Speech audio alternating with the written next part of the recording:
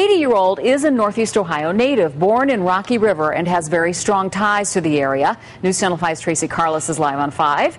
And Tracy, among other things, Steinbrenner attempted to buy the Indians in 1972, just a year before purchasing the Yankees. Yeah, Lee, he did try, but with only a verbal agreement, he was beat out. A year later, he bought the Bronx Bombers for $10 million, and still today, many Indians fans are wondering what could have been.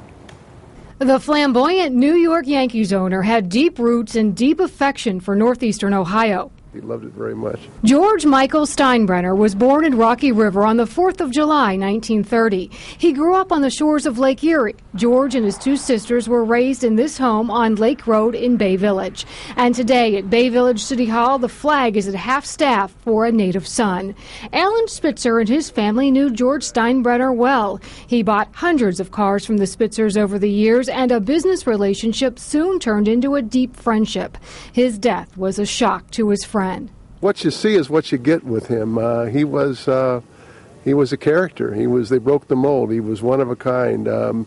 He was tough on people, but then he'd be the first one to turn around and pick them up when they fell down. In 1957, Steinbrenner joined his father's successful Great Lakes Shipping Company. He made his money as chairman of the Cleveland-based firm American Shipbuilding Company. But the native Clevelander had a passion for sports. He loved baseball.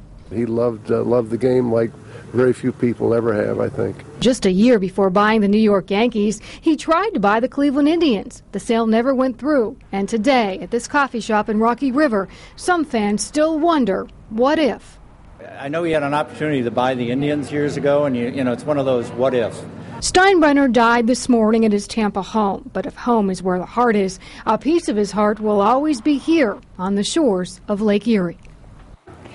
George Steinbrenner's two sisters still live here in northeastern Ohio. I talked with one of them by phone today. She says her brother loved this area very much. His two sisters are now heading to Florida to be with the rest of their family. Tracy Carlos, News Channel 5.